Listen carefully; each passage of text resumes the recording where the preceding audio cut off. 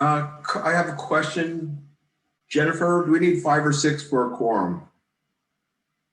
We need 5 out of 9 for a quorum. Okay, so we got that. Okay, so we're going to get started then. We do have 5, I believe. Yep. And there's, okay. So welcome everybody to the August 4th, 2021 virtual meeting of the Thurston County Planning Commission.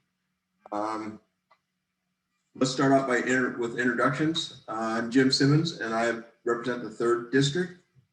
Eric? Eric Casino, District 2. Ed? What? Introduction? Oh, I'm sorry. Ed Fleischer, District 2. Scott? Scott Nelson, District 3. And Don? Don DeHaan, District 1.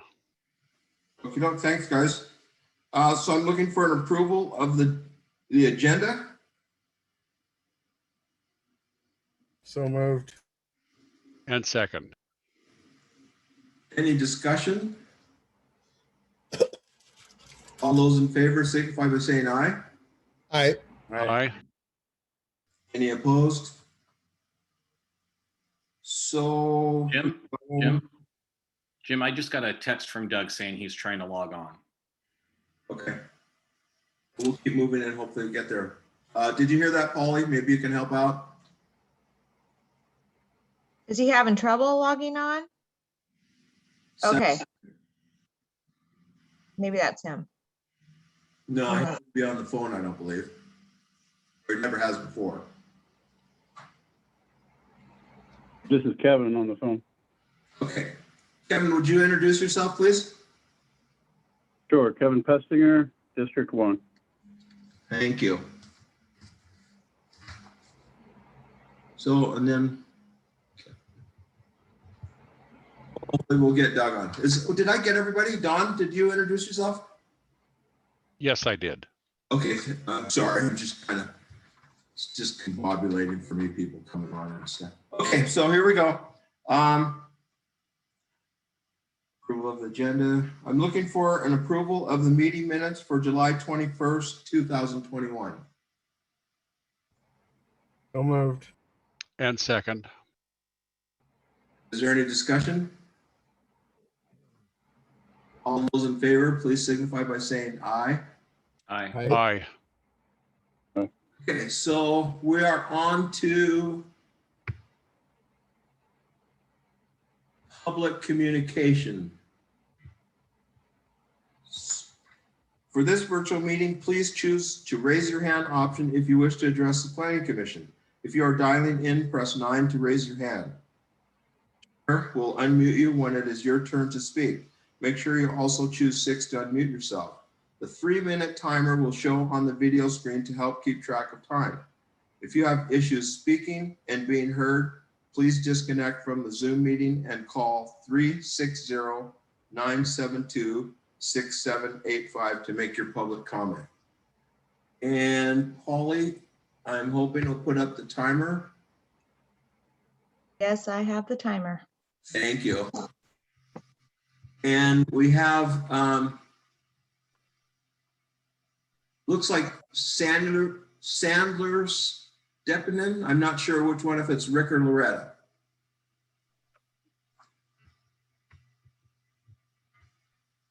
Try it now. Hello, it is Loretta. It's Loretta Deppinen. Go ahead, Loretta, you're up. Thank you. Later on your agenda, you're going to be hearing from the staff on the Upcastle land use and being asked to set a hearing date. And I want to recommend that there's homework that both you and the staff could do before setting that hearing date so that all of us from the community and yourselves are in a better position to do that hearing. I've got 4 items I want to tell you about that I think are homework. The first 2 relate to the fact that the land that you're talking about is farmland. The small parcel that's was documented according to the Washington State Department of Agriculture is cropland. The larger property is currently being taxed as open space agriculture. Those 29 acres are taxed at $580 a year with that tax break. The second item, and so this background needs to be in the document that it is farmland because that's an important issue in our county. The second item is because it's farmland and you have a no net loss of farmland goal in the comprehensive plan, that goal and its objectives need to be listed in the document. The third is that we need to have a more meaningful and thorough SEPA checklist to be submitted by the landowner. Actually, the whole process of the separate checklist when you're doing this particular kind of rezoning needs to be rethought about. But here, what needs to be happening is the comp plan states that when you rezone from rural resource residential to rural resource industrial, the rezone goes well beyond the landowner's desires. It must promote the general welfare of the community, the general welfare, not the personal or property interests. The comp plan also says that to make this kind of a change, the proposal must at minimum maintain environmental quality standards. You got to have a checklist that checks these things. How you can put that kind of a building onto that land where there's farmland right now. The last thing, I hope I have time, is a little bit harder to tackle. There seems to be some ambiguity in how you can read Code 2029 that is about what's in rural resource industrial. Part 5 is what you have in the document that was given to you, and it shows how you might change it. It's about where you have an intersection, where you're at the intersection of a county road and the I-5, so that you can have fabricating and warehouse and that sort of thing. And some people interpret that to mean that it can be any kind of such industry, even if it doesn't provide any service to timber, mineral, and agriculture. But the purpose statement of that particular code says that it has to be connected, and the purpose statement was not included in the materials that were sent to you. The purpose statement. I'm going to have to ask you to wrap up here. Right. You need to read the purpose statement there that says this has to be dependent upon agriculture and forest and minerals. That's what the purpose statement of that section of our code says. And so there's ambiguity about how to understand that. I think you have to clear up that, and this is a big project, you have to clear up that ambiguity before you move ahead on this particular decision-making. Rural resource industrial is very different than land that could be farm, timber, or housing. And it's irreversible because it can't turn back into those things or can't be used for those things once you make that decision. So the step you're at right now is the key step. Thank you. Okay, thanks, Doreen. John Woodford. Please, and can I, Yeah. I'm sorry for interrupting, John, but could you all please introduce yourself and give us a general idea of where you live? Okay, thank you, Jim. Commissioners, my name is John Woodford. I live on Long Lake. I'm chair of the Thurston County Shoreline Stakeholders Coalition.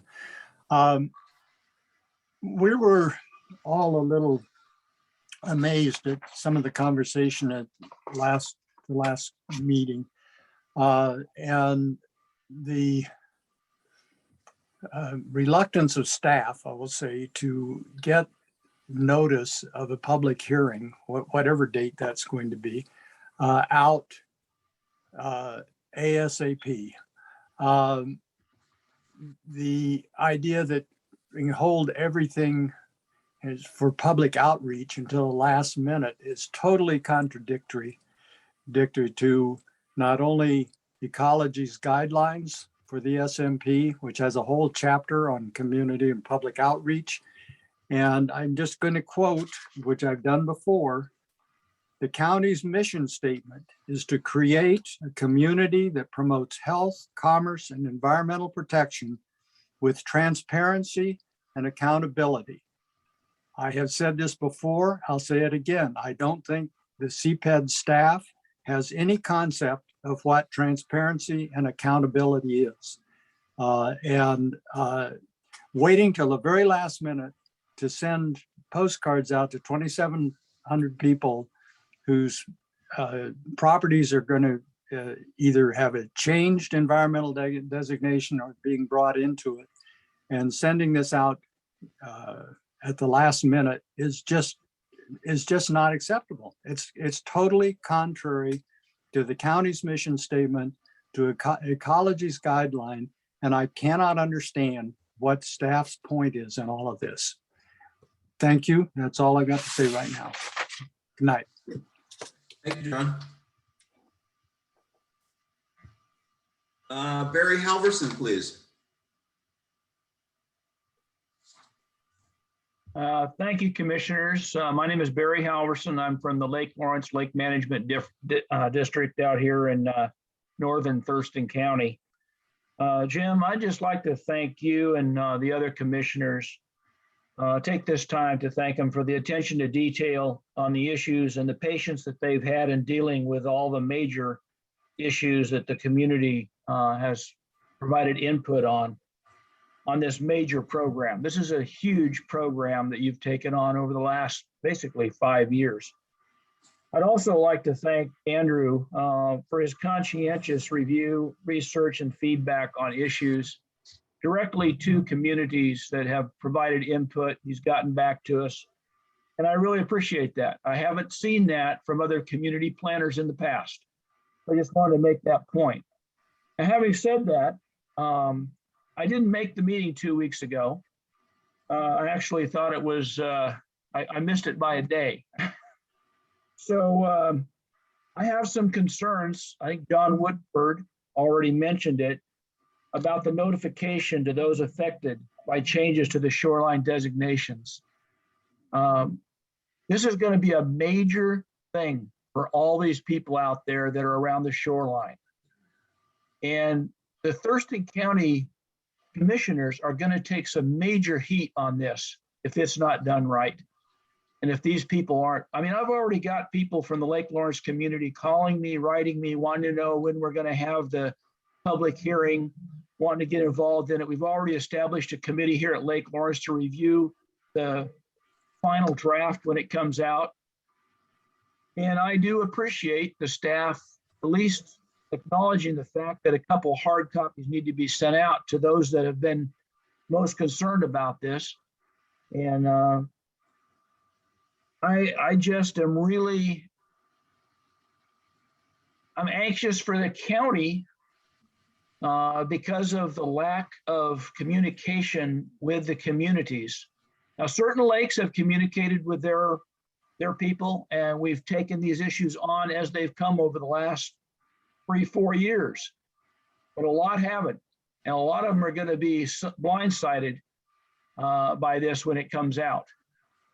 So I truly hope that that notification letter that goes out, that notification card, makes the impact that it needs to make on all those community members that are going to be impacted so that they can get their comments in and heard. That's all I've got to say. I appreciate everybody's time on the Planning Commission.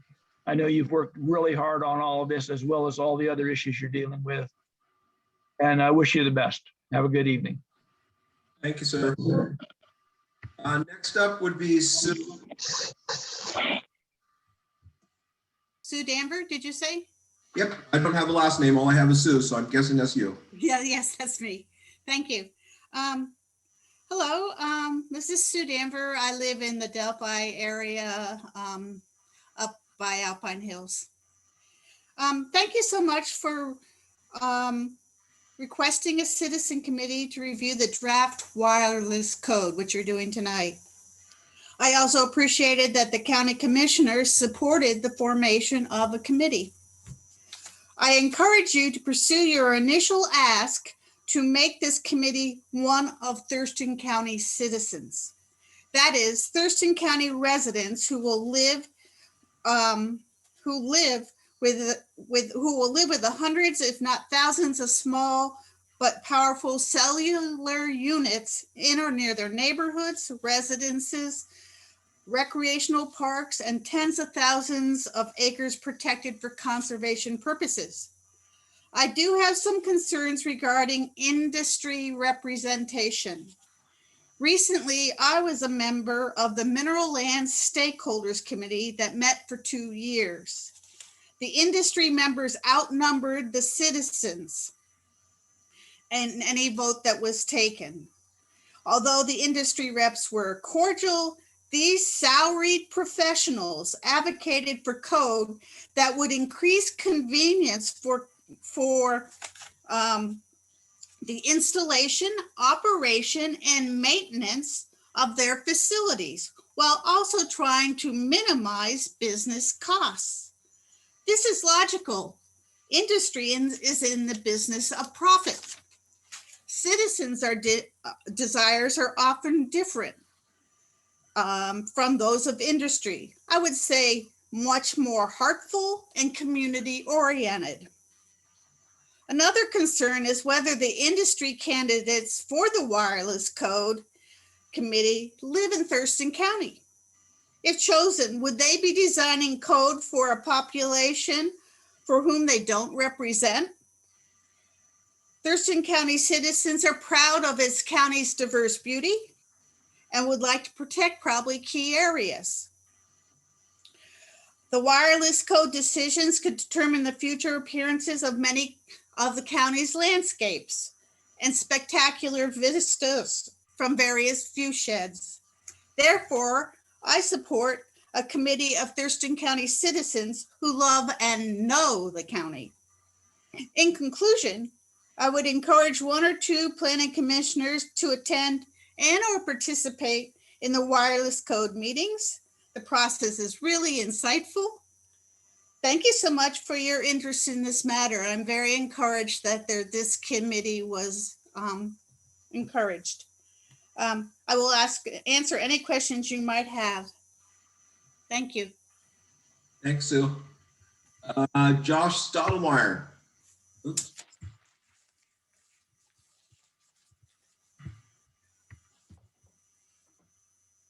All right. Can you hear me?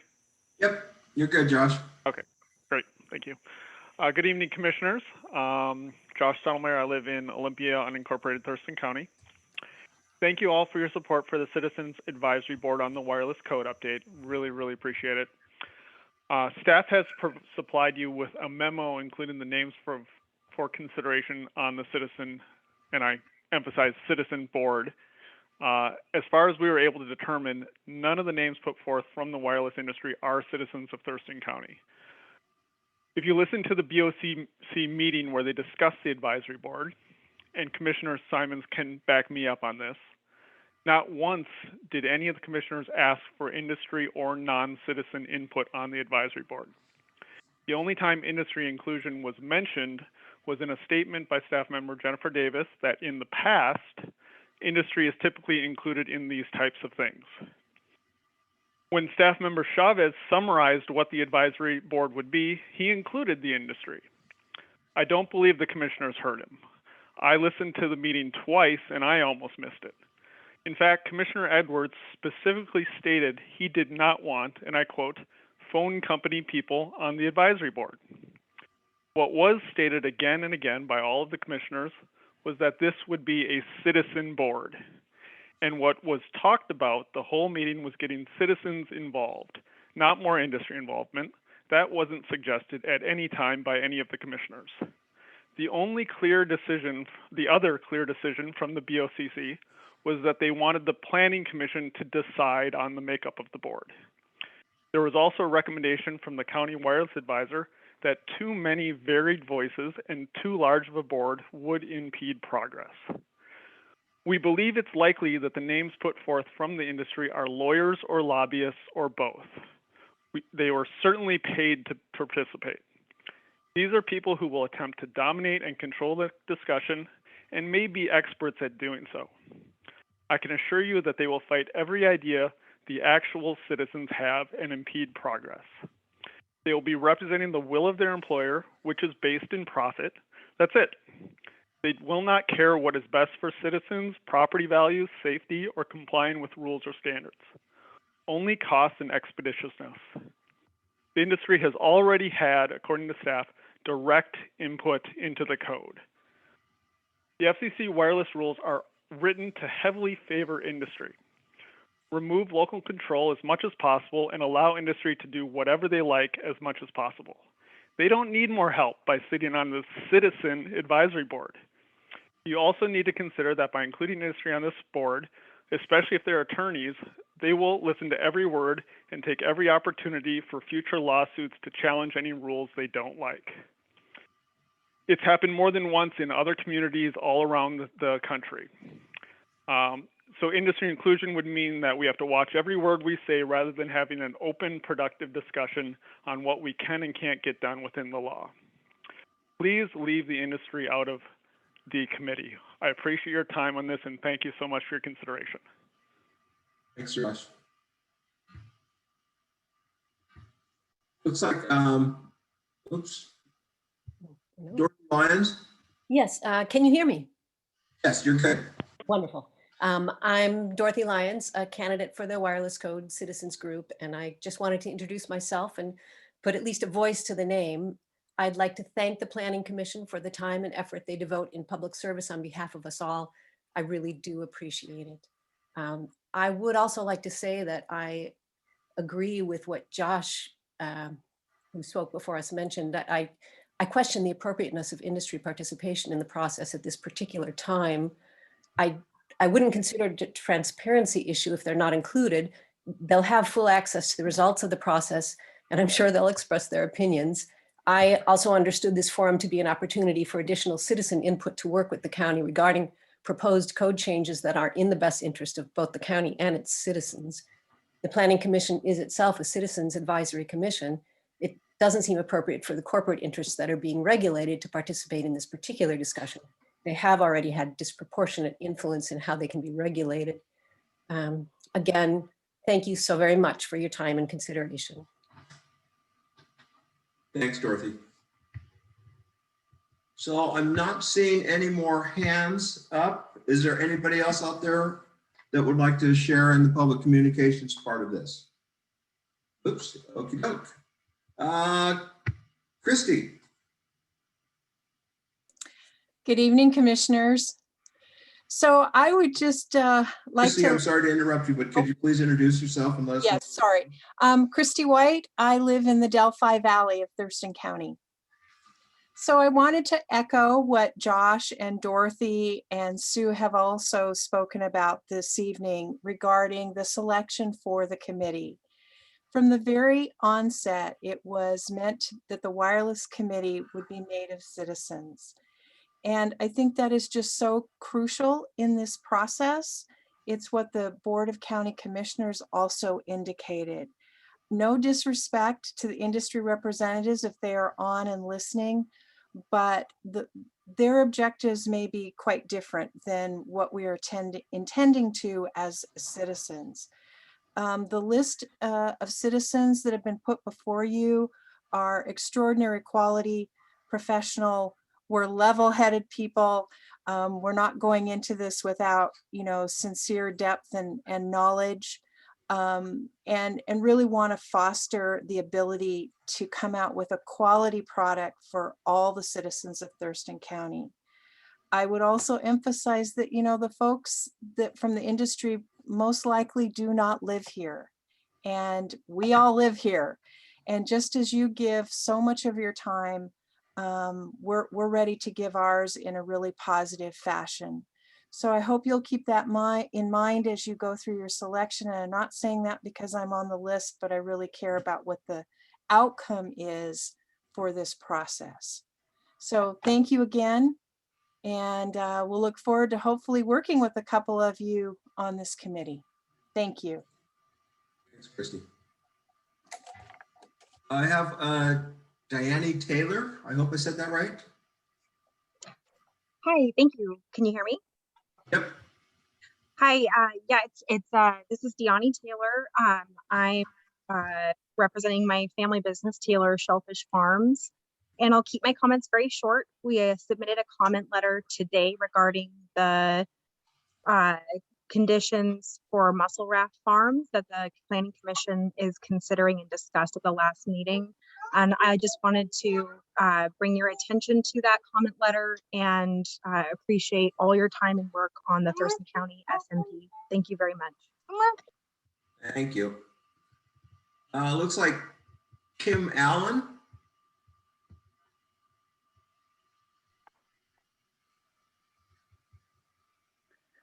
Good evening, Mr. Chair. Can you hear me? Yep, we got you. Very good.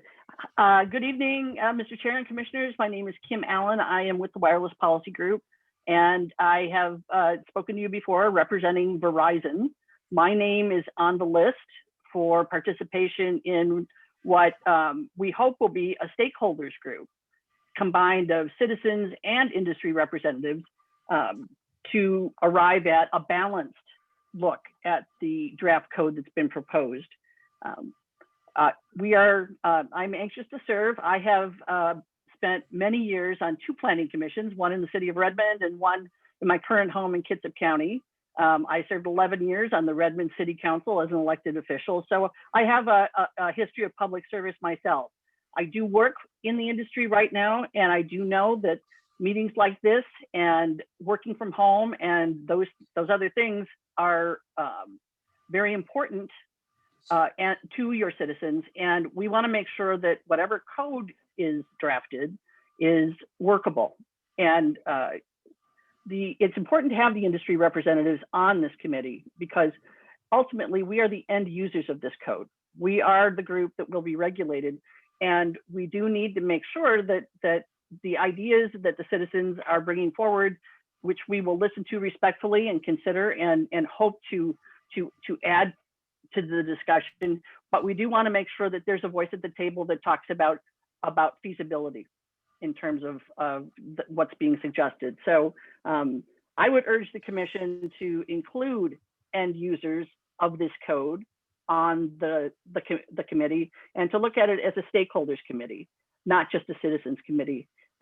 But for the record, I live in Olalla, Washington, just a little bit north of you all. I don't live in Thurston County, but I do believe that we can bring value to the discussion as we go forward. So thank you for your time. Thank you. Next up is Lisa Reiner. Yes, can you hear me? Yep. Yes, thank you. Lisa Reiner, Thurston County resident for 40 years. I wanted to add my voice to the discussion regarding the Citizens Advisory Board on these wireless issues for Thurston County. I would like to reemphasize the importance of having local residents predominate in their understanding going forward with the industry. I think the staff of the Planning Commission will help the Citizens Advisory Board understand these rules and regulations. I really don't know if we need industry representatives on this stakeholder group. It seems like the motivation, obviously, when you're being paid to be at a meeting to force your issues and the profit of your industry over the concerns of local residents. That is my concern. I know that we've had quite a bit of discussion as to living here in Thurston County. We've seen some of the problems in the past. We want to go forward, and these are very big issues for the future. So I'm very concerned by allowing industry representatives who are being paid, and like was said before, many times they are lawyers, and they know the ins and outs of legal issues that might force us to have second guess our discussion, our language, because we might be sued by these groups. So that was just my concern. Thank you very much. Thanks, Lisa. I'm not seeing any other hands, and we probably need to move on anyway. So here we go, guys. So next, Jennifer, I have a question for you, or Polly.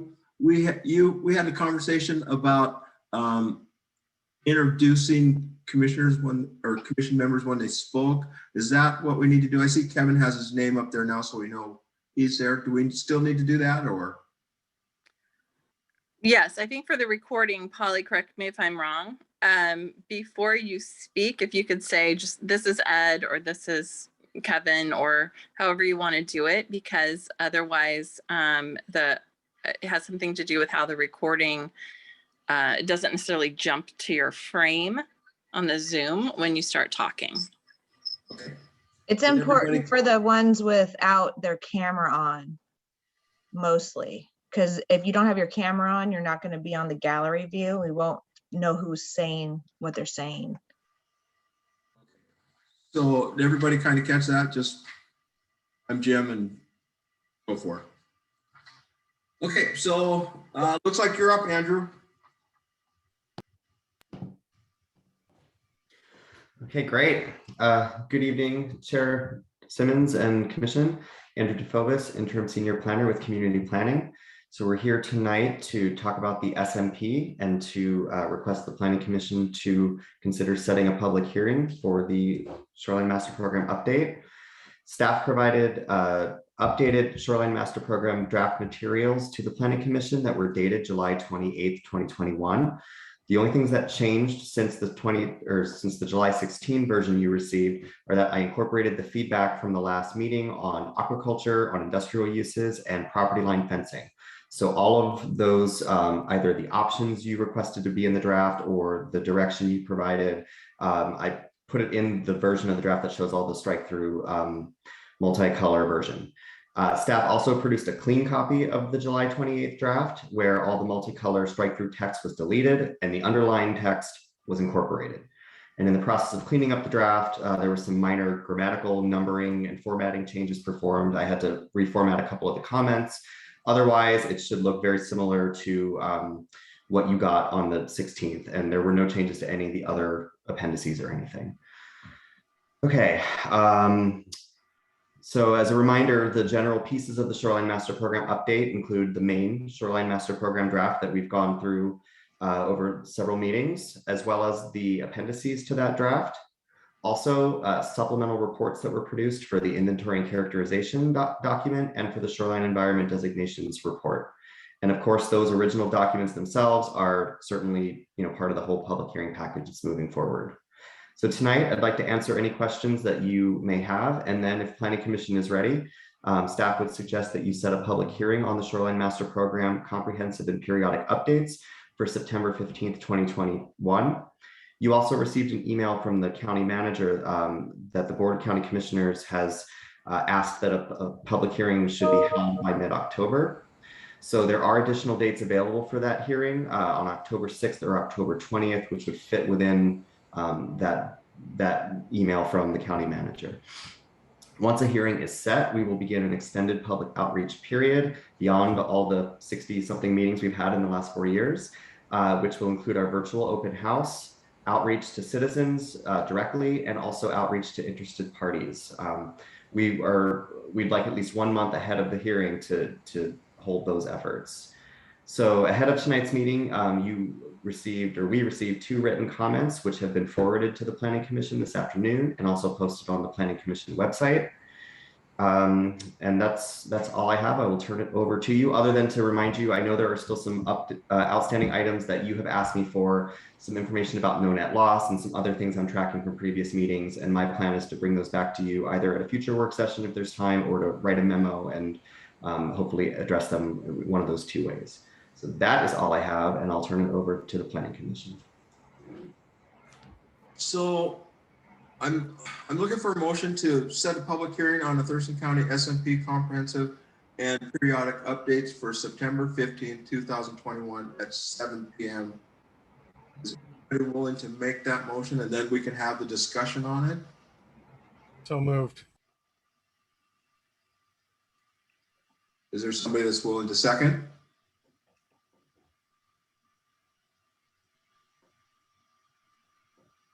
Okay, it looks like that's dead for now then. So we would be interested to learn from Planning Commission, what is it that we can do, or what is it that you are looking for in order to get closer to that end? I know that commissioners had asked for some time to continue to review the documents, so we're curious if if it's time, if it's additional, just anything additional. So I'd love to hear from you all. For me personally, I believe we need to get this to the public. I think it's time for hearing. We've been going back and forth on this for a long time, and we haven't really heard from the general public. So to get the postcards out, to get all the information out, do the open houses, it's time to, my opinion, it's time to move on. That's all I'm saying. We've been on this forever, it seems like. And, you know, it's just, we need to get things done. That's just me. Jim, I would not disagree with you, Jim, but I think we still have a couple of things to take care of, and I have a couple of questions procedural questions first. And I guess the first one would be, if you could explain, Andy, will you release the postcard and the mapping tool to the public as soon as we set the public hearing, or are you planning on doing that within a time? Like if we set this public hearing for October, will you release the tool and the postcard today or tomorrow, or will you release it 20 days ahead of the meeting? The plan is for 4 to 6 weeks of virtual open house, having that open online, updating it, responding to questions. So if you were to set it in October, you know, we would back it out about to have at least 4 to 6 weeks, and we're prepared to launch. And so, you know, if the Planning Commission were to set a hearing, we're prepared to get together, you know, by the end of the week and just make sure everything is good to go. We've had those meetings and we are ready to launch things. We are, you know, ready to send those postcards to, you know, to be printed once we know when these efforts are ready to go.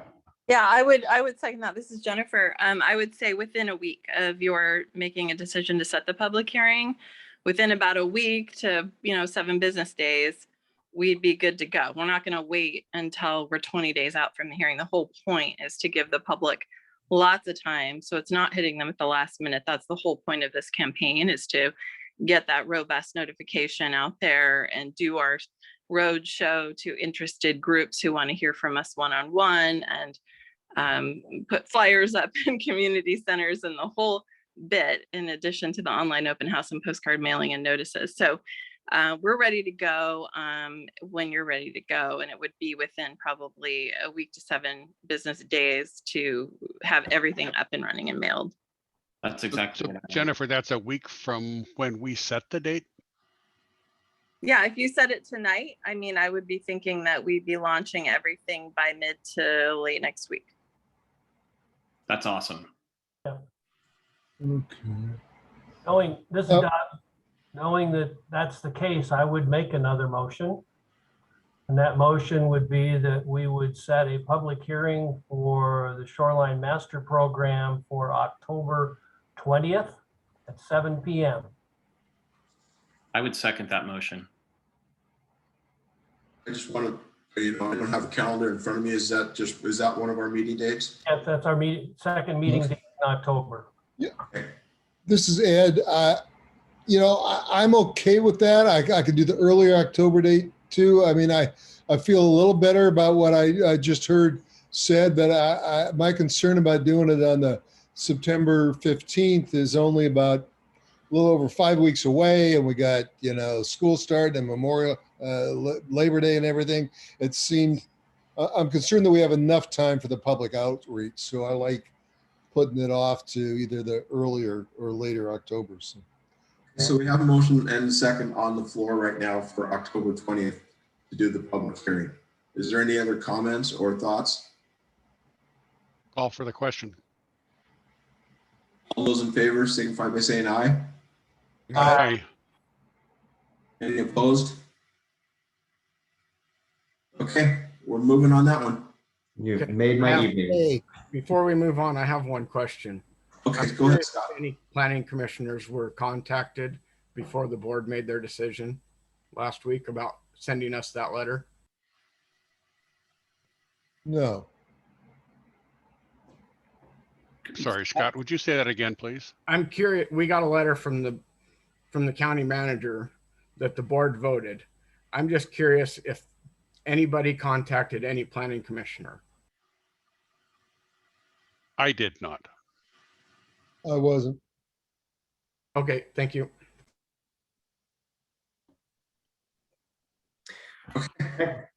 Any other questions for Andrew before we move on? So next up is the wireless code stakeholder group meeting formation, excuse me. Okay. Hello, good evening, planning commissioners. My name is Caitlin Nelson. I'm an associate planner in the Community Planning Development Department. The purpose of tonight's discussion is to review the list of potential stakeholder group participants provided in the staff memo that was included in your packet, and for the planning commissioners to choose who to invite to participate in a stakeholder group for the wireless code update. We did receive a public comment shortly before the meeting that has been forwarded to you regarding the stakeholder group. Names were not provided in any particular order, and staff is not recommending any specific person. A list of concerned citizens were submitted by a local group and provided to you. Please note one correction in that. Sue Danver did ask not to be included in this list. The names associated with wireless facility providers are drawn from those who have commented on the code update or have expressed interest in it. Ideally, there would be 2 planning commissioners serving on the stakeholder group. Commissioner Pestinger has previously volunteered to participate, so hopefully we could get 1 more volunteer from planning commissioners. Once the committee is set up, staff will work to schedule at least 3 initial meetings by sending a doodle poll to the invitees. And the Board of County Commissioners has provided a time frame of 60 days to complete committee review of the draft code and make a recommendation on changes or options for the Planning Commission to consider, along with other public hearing comments already received. So with that, do you have any questions for me? Caitlin, this is Jim. Sorry, Eric, for stepping on you. Would Sue Danver, which has be replaced with another community member? I provided Planning Commission with the list that was provided to me by the local group. So I do not have a replacement name at the moment, but if you would like to see more names included, then that's something that I could do and provide back to you if you don't make a decision tonight. It seems like that was a big kind of contentious part for the public comments to have enough community members. So yeah, I kind of would like to see another one. I don't know what the other thoughts are. I think that if a member showed up, that we should make a seat for them. But if there hasn't been a volunteer for it, there's not much that staff can do about that. Okay. Yeah, I would be willing to just have the seat and let Caitlin or the staff fill it with a citizen if there's an appropriate person. The other thing, I think it is, I don't think we need as many industry people on the committee. I think there needs to be a technical person from the industry on the committee, 1, but not 4, and from every industry. And I do think it would be good to have 2 planning commissioners on it. So. This is Kevin. Go ahead, Kevin. Can you hear me? I agree with all of these comments. I have a couple of questions for Caitlin. And by the way, in terms of including only 1 industry representative, we already have that included with Ken Fellman. So questions for Caitlin. Number 1, based on the comment by Kim Allen from Verizon about the need for feasibility to be considered. From my reading of the federal law regarding wireless facilities and the limitations it puts on counties and municipalities to write up regulations, there's not anything allowed that creates any infeasibility for wireless companies. It's literally illegal to write regulations that are infeasible for wireless companies. Isn't that correct?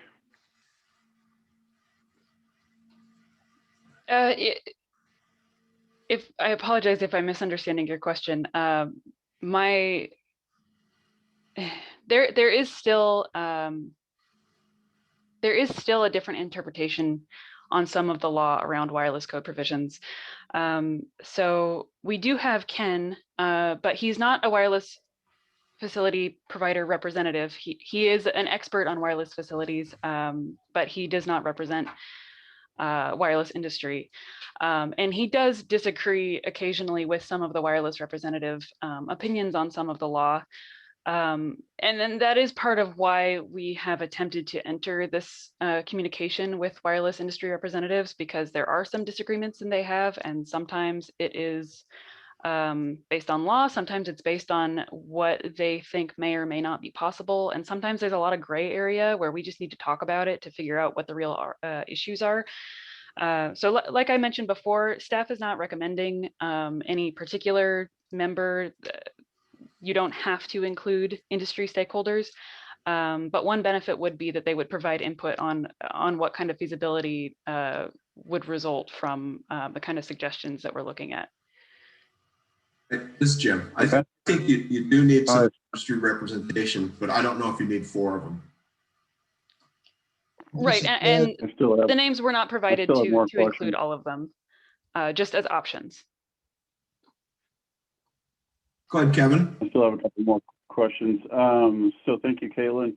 Do you know about the, like it says on here that it's recommended that the committee not get too large in order for it to operate efficiently.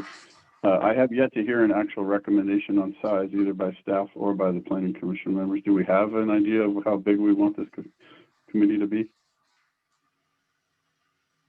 If I'm recalling correctly, I want to say that the board suggested somewhere between 6 and 8. I don't know, Jennifer, if you remember a different number, but that's what I was going off of.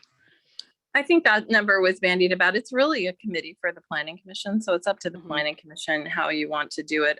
In staff's experience, I think keeping it to, 6 or 8 folks makes it a lot more manageable, from meeting logistics just to managing conversations and capturing options. So I think in that range, we're probably golden.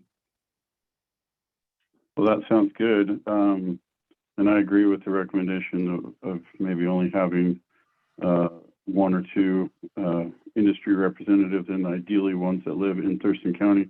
I will make a motion to recommend that we have a stakeholder group of 7. Kevin, are you suggesting that would also include planning commissioners or sans planning? Yeah. Including 2 planning commissioners. So 7 total, including the 2, so 5 and 2. I'd love 4 and 1, but whatever you all think is best. We only have 4 community members right now because Sue has dropped out. So right, these were the ones that have volunteered. I would recommend we had a lot. I would recommend that we had a lot of people make good public comment on this issue, including even many who were on the call tonight, such as Lisa Reiner and Loretta Sepinen, but also people like Phyllis Farrell have made good comments on this. There's a long list of people who commented on this. Kevin, I like the idea of keeping this a community member heavy committee. But I don't think that putting a hard number on it is as important as having the right people on it. What I would prefer to do is have at the very least these 4 community people placed on it, and then whatever planning commissioners wanted to do it, and then also add in space for whatever industry leaders we want, industry people we want, and maybe if there's enough room to put any other community members that might pop up. So to me, it'd be really easy to have Josh, Dorothy, Christy, and George on there, and then 1 or 2 planning commissioners, and then 1 or 2 industry people. And then if somebody else from the community shows up, make a space for them. I support that. I would consider that a friendly amendment. So how do we decide on the providers representatives? I would put preference on those who live in Thurston County. Do we know where that stands, Caitlin? I do not know. Okay. We know Kim Allen lives in Kitsap County. Okay. Scott, you have a question? Yeah, I have a concern about I don't have a concern about stacking this with community members. I have a concern about stacking this with the community members that we have put before us, because they have all shown to be very much against what has been proposed. And, you know, if we're going to do that, we might as well just tell the industry people, you know what, just wait till the public hearing and let us know what you think. You know, we have, I mean, several of the people that have been, well, only one on the list, but several of the people that have been named have suggested that we get rid of the consultant that we have and hire a guy whose website is anti-cell tower lawyer. I mean, that's not a balanced group. Scott? Or Eric? I'm sorry. Well, I don't want to dismiss Scott's point there. I think it's a very good point, but I guess the counter to that would be, does it need to be a balanced group? And if it's not going to be a balanced group, how do we constitute this in a different way, so that way it would be, you know, something that you would like better?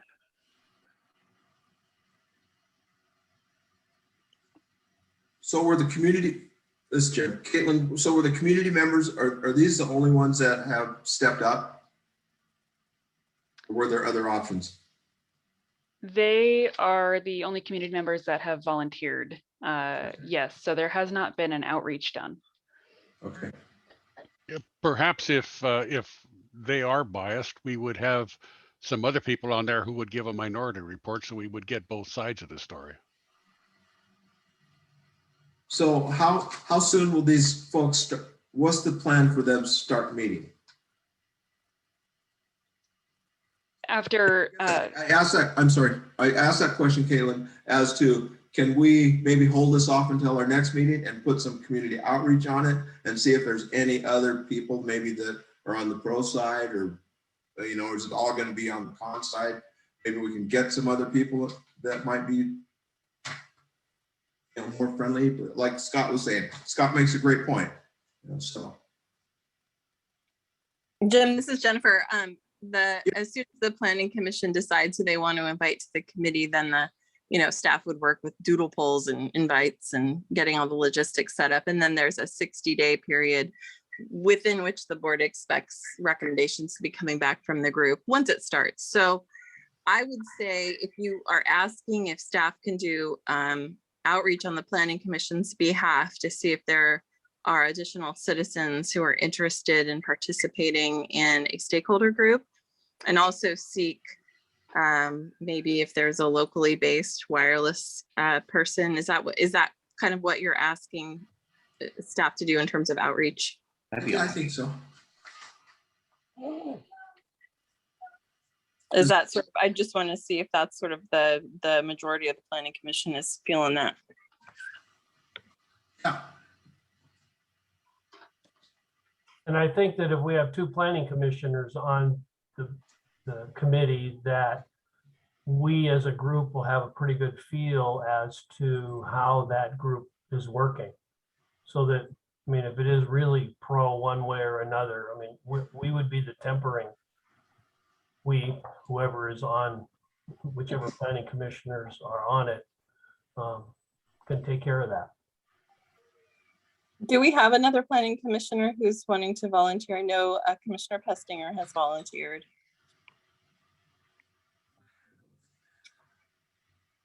I think Doug volunteered. That's what I was kind of leaning towards too. Yeah. I'm sure I heard that in that. I would like to, but right now I have too much to say grace over. So we'll figure it out. We'll get somebody else on there. We'll appoint somebody or something. So Kevin, does that sound good for you to withdraw your motion? Sure. Okay. Is that kind of going along with everybody's thoughts? I second it if you need it. Well, we're just going to let the staff do the outreach and see if we can get a little bit more of a variety of thoughts. I would hope that the outreach effort wouldn't be something that we'd have to drag on for a long time. That would be great if we could take care of this at the next meeting and appoint them and get our 60-day window started. Yeah, how about this? We're gonna send a webmail out to our listserv of frequent, and some of the folks who comment tonight get these webmails of folks who are signed up to receive updates about planning commission and planning activities in Thurston County. And we will use that as our outreach tool to ask for folks to give us their, yes, I want to participate or whatnot, in time for you to get that information back for your next meeting if possible. This is Kevin, will you also look into which industry representatives might live in Thurston County? Yeah, we can do that for sure. And if there are options to provide, we can provide those. Sound like a plan, everybody? Sounds good. Great. Okay. Hi, Sue, I see you raised your hand, but I'm sorry, we're through with the public communications for right now. So if you come back at our next meeting, you can say your comment. Sorry. Okay, Caitlin, we got a plan. Thank you. Thank you for your time. Next up is our work session for the CPA 19 UP Castle Land Abuse Amendment.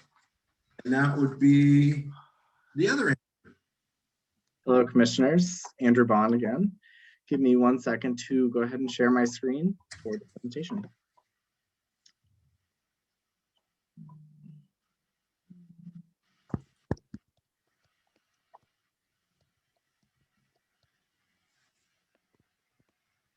Can you guys see the presentation? Yep. Awesome.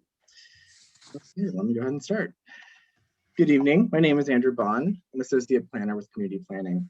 This evening, I am presenting on the Upcastle Comprehensive Plan Amendment that will amend the land use plan and change the land use and associated zoning from rural residential resource 1 dwelling unit per 5 acres to rural resource industrial district. Included in this presentation are options for the board to consider. Staff has also provided a motion at the end of the presentation if the board feels comfortable moving the project forward to a public hearing. The Upcastle Land Use and Rezone Amendment is a citizen-initiated request by Ray Schuler and Ryan and Catherine Hoover for a site-specific comprehensive plan amendment to amend the land use and associated zoning for 2 contiguous parcels on 222nd Avenue Southwest. The request would change the land use and associated zoning from rural residential resource, 1 dwelling unit per 5 acres, to rural resource industrial district. The proposed code changes also included as part of this amendment, since the rural resource industrial development standards would need to be amended in order to allow the applicant's desired use at this location.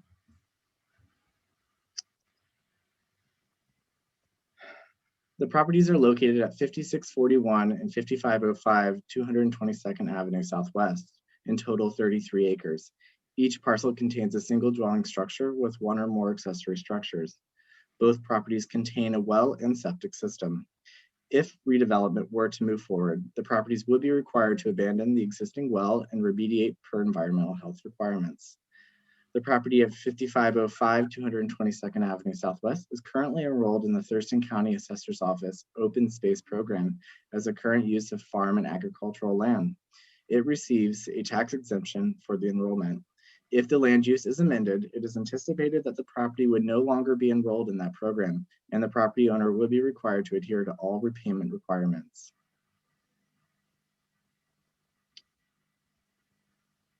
This is the proposed zoning map. The area highlighted with the red dashed line and painted purple is the area proposed to be the Rural Resource Industrial District.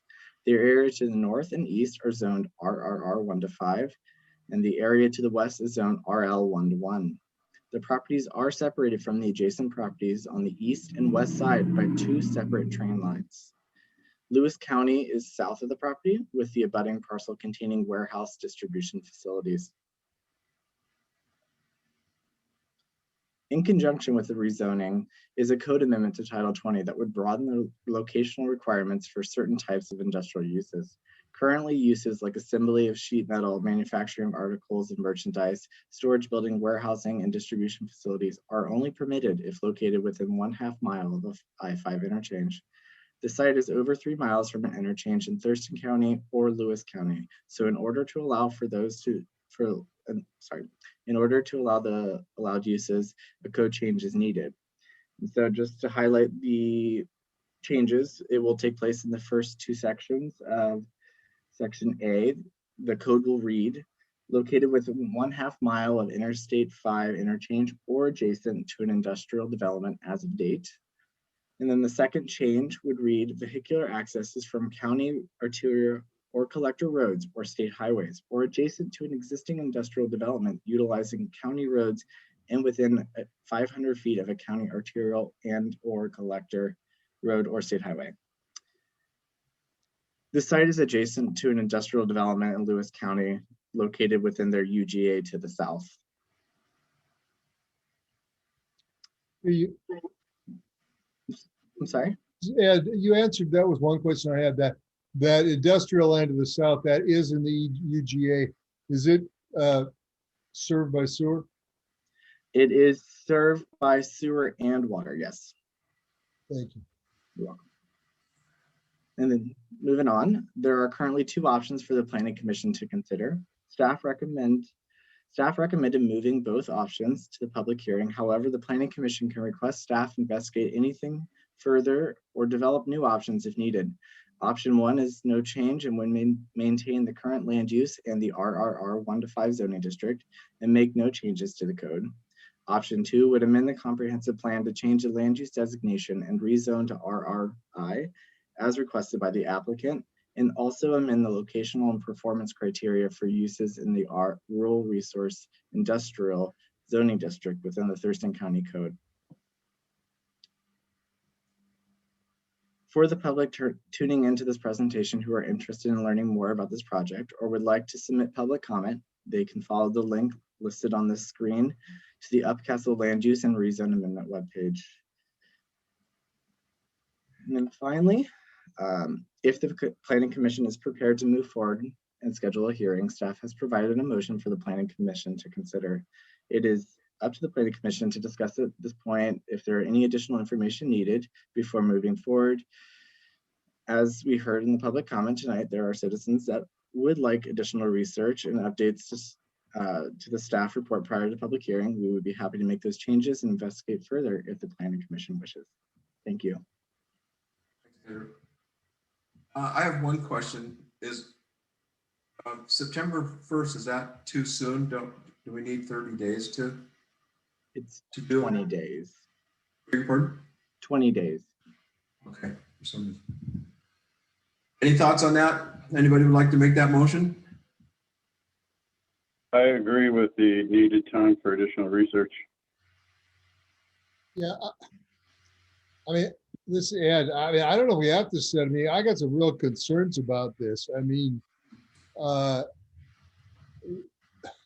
this land, the precedent this sets for allowing this type of industrial stuff outside the UGA, I think to me, it just goes against the whole point of the Growth Management Act. I appreciate that they are next door to industrial site, but that is an industrial site in another county served by urban, city resources. And I have some real concerns about moving ahead with it without knowing more. So Andrew, what type of industry or business would they be allowed to do? They would be able to do any sort of manufacturing, warehousing. Kind of went over it just briefly at the beginning. We scroll up and I give you the full list. I guess I apologize, I missed that. Oh, you're fine. So uses would include sheet metal manufacturing, assembly of sheet metal, manufacturing of articles or merchandise, storage buildings, warehousing, or distribution facilities. Okay. Hey, Andrew, this is Eric, if they are going to abandon their wells and septic systems, how are they going to get water and sewer taken care of down there? Is the county going to have to start? Is Thurston County going to have to run lines, or will Lewis County service them? No, so the abandonment would be because the wells were built for like a single dwelling structure as well as the septic systems. And if they were to move forward with any sort of industrial use, it would have a greater demand for both water and sewer. And so more or less they would remove it and then put in a larger one. I can't speak to if Lewis County or Centralia would permit the expansion of water and sewer into the property, but it is a possibility if the applicants are able to negotiate that. But otherwise it would fall to them to fall within the environmental health standards for facilities and the required drainage fields and well sizes and whatnot. This is Ed, just a point there. I don't think that would be possible. You could check with your department, but my understanding is a city cannot provide sewer outside its UGA.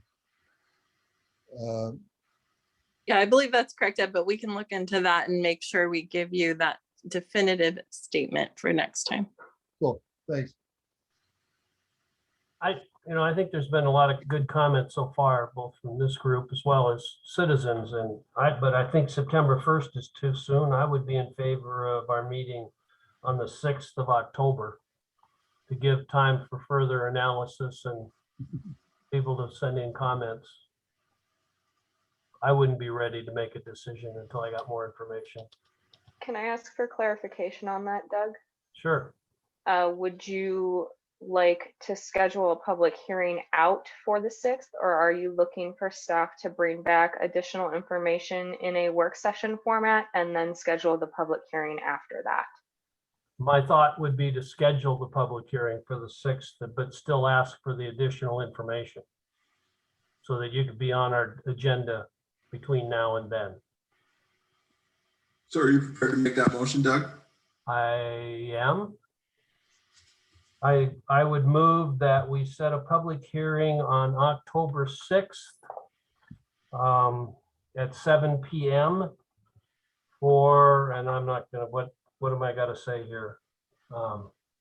Review of Comprehensive Code item CP19, Upcastle land use and rezone amendment. That's great. Yes, thank you. Is there a second for that? There it is. There's my motion, but with change date. Gotcha.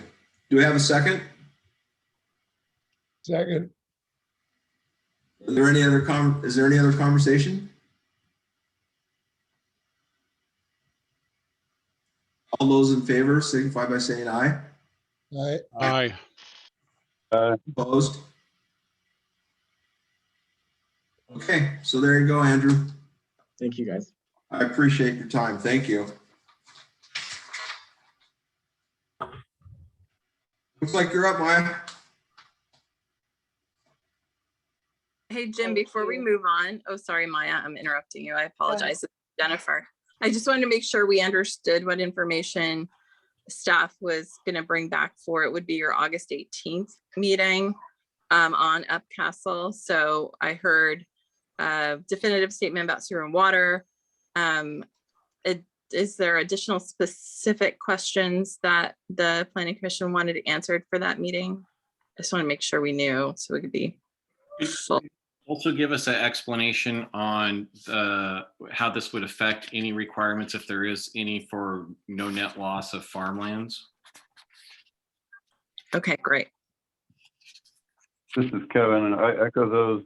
I share the same questions that was just mentioned, plus the one shared by Loretta Sepinen and Nathaniel Jones, which I think focused on no net loss, but Loretta also had questions about SEPA checklist and about some of the listings of, preferred activities or activities that are encouraged on those types of zoning. Great. Thank you. Thank you. That's good. Thanks, Andrew. I am going to go ahead and share my screen. Is that visible to the commission now? Great. Maya Teeples, Senior Planner with Community Planning. I'm here tonight to talk about the Places of Worship Development Code Amendment. So this is a citizen requested amendment to the development code, and it was submitted first in early 2019. The applicant requests that an amendment be made to the code on how associated uses to places of worship are reviewed and permitted. And specifically, the applicant wants to be able to house students interested in faith on site of their property while training them. So a little bit of history and context about where this request is coming from and the code change. And I'm only going to go over this because it's relevant later in the presentation, but the applicant who submitted for the code change, they have a client, and that client had a pre-submission conference a number of years ago for this type of project. They wanted to house students on site and train them. And based on that project application in the pre-submission conference, development services staff went over that and determined that the type of use would be considered a dormitory. And at that time, the applicant couldn't proceed with their project because dormitories were not allowed in the zones that they had on their property.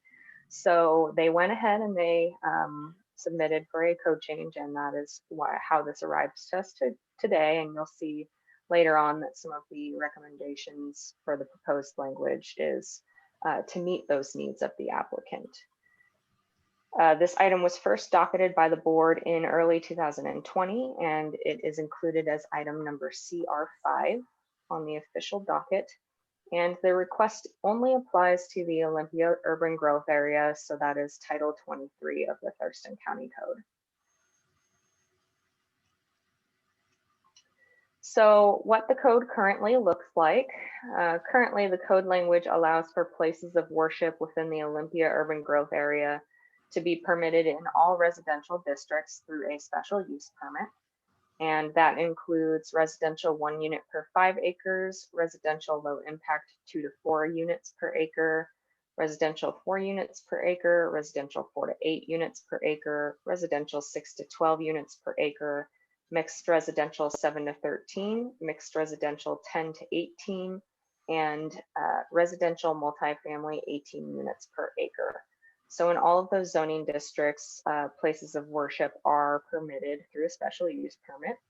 And there are specific standards for places of worship set out in 2304-060, which I will go over here next.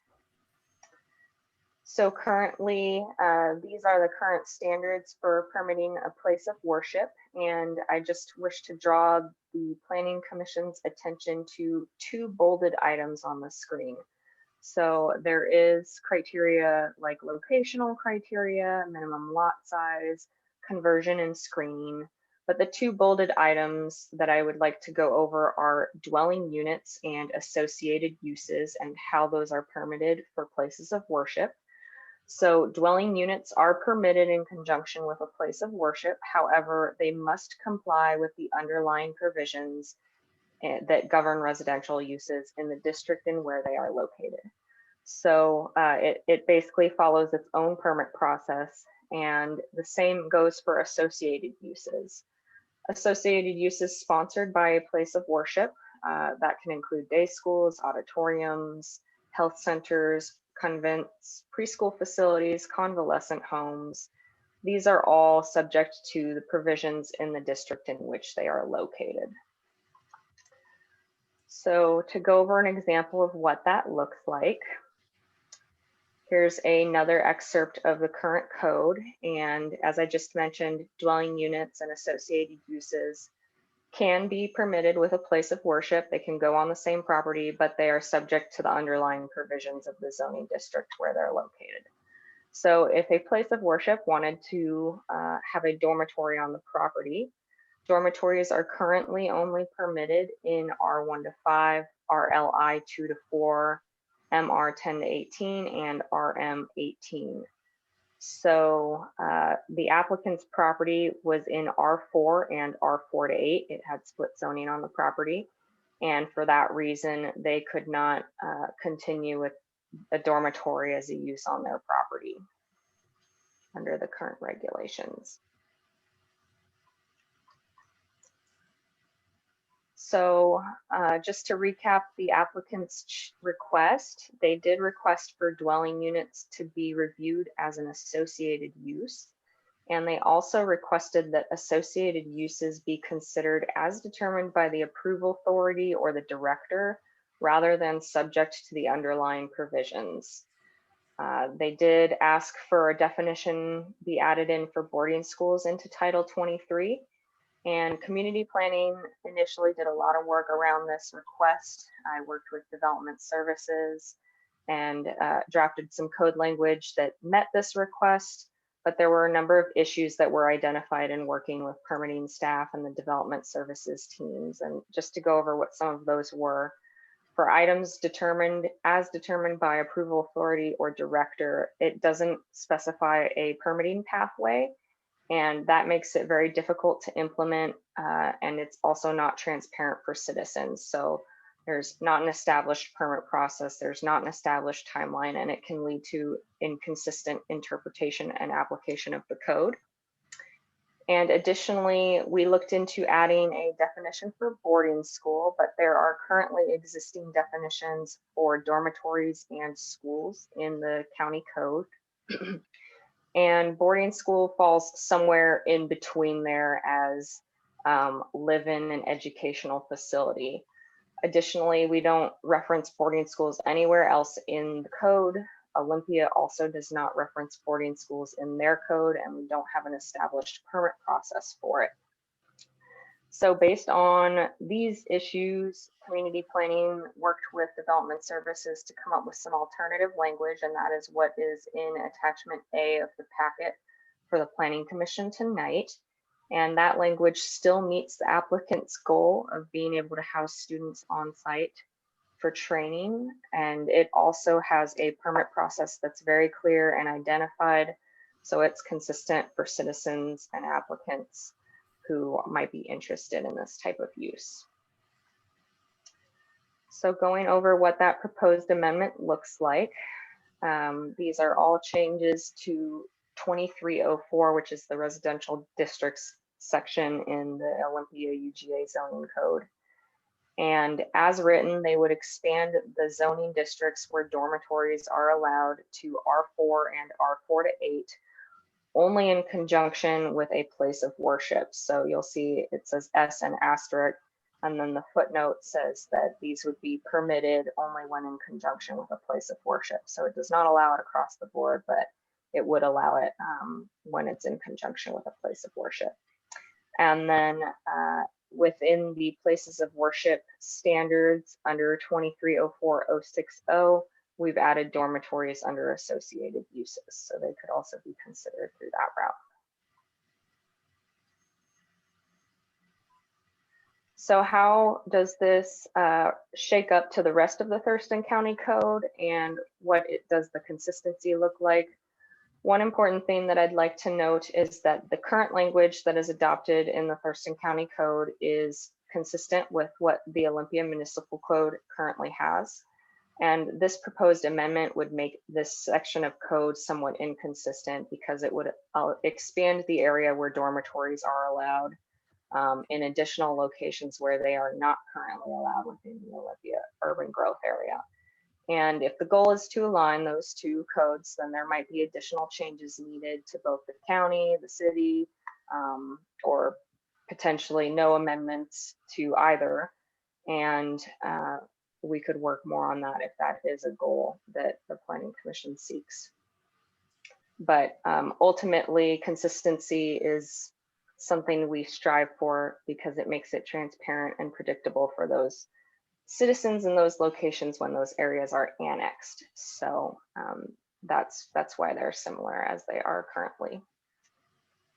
In other parts of the Thurston County Code, associated uses to churches are typically permitted as separate uses, and they are also subject to the underlying zoning district.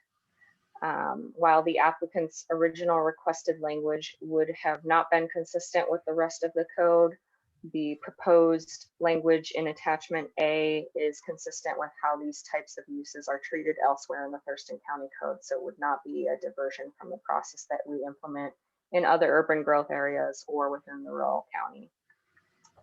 And there are a few relevant policies in the comprehensive plan and the joint plan about providing certainty and consistency on land use permits, and also about ensuring the proposal is generally consistent with policies between the UGA and the county. And generally the proposal is consistent with these policies, except for the third one that is listed here, which states that as I stated before, the code change would result in differences between the Thurston County Code and the Olympia Code, and that might be somewhat inconsistent between the two and lead to confusion when properties are annexed. So the next slide, we did solicit comments from the City of Olympia before bringing this forward to the Planning Commission, and they had a lot of good thoughts on the proposal. So they're, just to summarize, their full comment letter and email is in attachment B, but to summarize their main points, the proposed amendments would go further than what the Olympia Code allows for, and if the intention is to align these two areas, then there might be additional changes that are necessary to the proposal. Under the proposal, dormitories would be allowed in more zones than the city's code currently allows for. And the proposed draft would allow for a permitted use, but is a conditional use permit needed? Is there a reason that dormitories are permitted with a place of worship, but not a school? Is boarding school defined? The City of Olympia does not have a definition for boarding school. Another point they raised is that there is no cap for size of dormitories and boarding schools, and that could result in a large scale situation. And is the code prepared to address potential scale and size impacts? And they also suggested some alternative routes for the county to consider, like adding a different type of use under associated uses, such as a guest house or a single room occupancy. So I do have 2 points on this slide that are starred, and that's because after we received comments from the City of Olympia, we did make changes to the code language, and that is shown as it is in attachment A now. So initially it was as a permitted use, the additional zones, but that has been revised to read as a special use now. And we did work on adding a definition for boarding schools, but after receiving comment from the City of Olympia and talking further with Development Services, we struck that definition of boarding school. I do want to note the last bullet on this slide where they suggest some alternatives to look into guest houses or single room occupancies. Staff did investigate that a little bit and look into what that would mean if we added those under associated uses in lieu of dormitory as a smaller scale option. And that would provide a route for certain types of additional residential uses on the property. However, it may not meet the applicant's full need based on their previous project plans and the way they want to have communal kitchens and shared lodging. So they might have to rework future project plans if the alternative route is taken. And currently there is no cap on dormitories in the places of worship code section. So it could result in a large scale situation as the city brought up in their comment. But we're happy to investigate what that would mean and what adding a cap could look like if the Planning Commission provides that direction further. So for next steps, as I mentioned, there were a couple of points brought up by the City of Olympia, and staff is happy to investigate any of those further if the Planning Commission would like us to, and bring that item back at a following meeting. That could include looking at a dorm size cap, drafting some alternative code language for what an associated use in lieu of dormitories would look like. And if there are no further questions and the Planning Commission feels ready, then we would request that the Planning Commission move forward to set a public hearing for September 1st. This is Jim. It's always been my belief that what we do should reflect what the city may want to happen in their jurisdiction later on. And this seems like the city has a lot of, I don't want to necessarily say objections, but they have a lot of questions about what's going on. And I think before I can sign off on this, or even to go to the public hearing, I need to hear more what the city is and how do we adjust to their needs rather than, so when they eventually take over this, that it won't be a big deal for them. If that makes sense, I guess that's kind of my thought. This is Kevin. I agree with you, Jim. Yes, Ed, I do too. I mean, I look at the UGAs as those are, I mean, hopefully they'll all get annexed into the city sometime soon and get the, and we should have it coordinated with the city's policies as much as we can. So I agree with you, Jim. Do we see where cities do incorporate churches within their UGAs, or the church is one of the last things they pick up because the tax revenues aren't worth it to them? They don't want to provide the new services to them. I don't have an answer to that question, but I can say that this property is not, the applicant's property is not on the border of a city. It's on kind of a area further out within the urban growth area. So I don't think annexing is an immediate concern. But if we make these changes though, would it affect the whole urban growth area? Yes, it would affect the whole urban growth area. So this is Scott. I want to go back to the discussion we had recently about Tumwater. And I understand trying to make this as reasonable as we can with Olympia, but I also think we can't hold Thurston County citizens hostage to the wills of the city of Olympia, you know, because you look at this and I don't know where they are. I don't know what Olympia's plan is, but they could be 20, 30, 50 years before they get annexed. That's fair. I tend to agree with Scott, and I think that we should also consider that if we are looking for consistency between Olympia Code and Thurston County Code, it doesn't always need to be Thurston County that bends.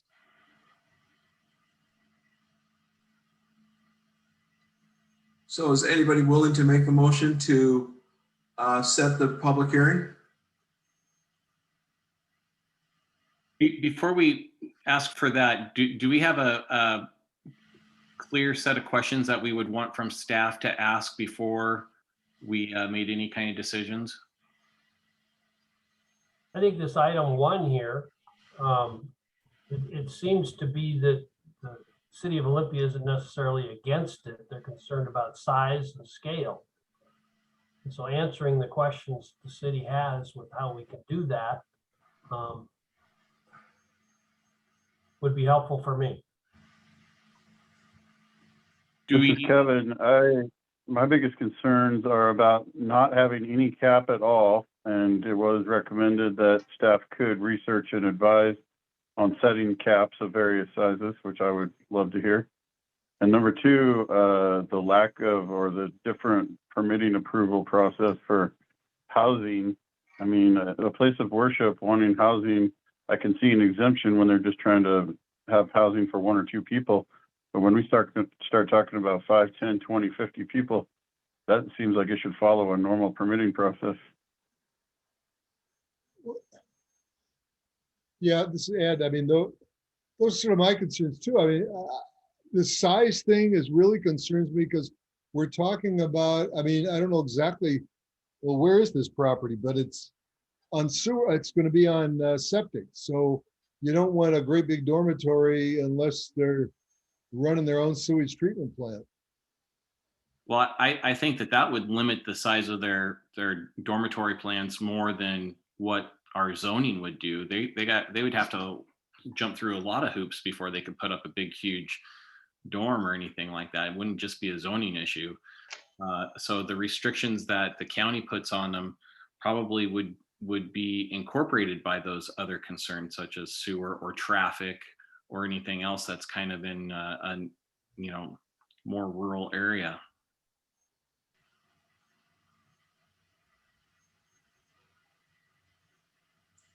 Well, I agree, Ed. I don't know where they are, but they are in the UGA, so they do have access to sewer. Just whether or not they have it now. No. The whole UGA doesn't have sewer in it. No, but it can be extended to them. Yeah, I but don't know that's where why- it is now. But that's why where they are in the UGA is really important, and I don't know why we don't have that information, but I mean, if they're miles and miles from the closest sewer line,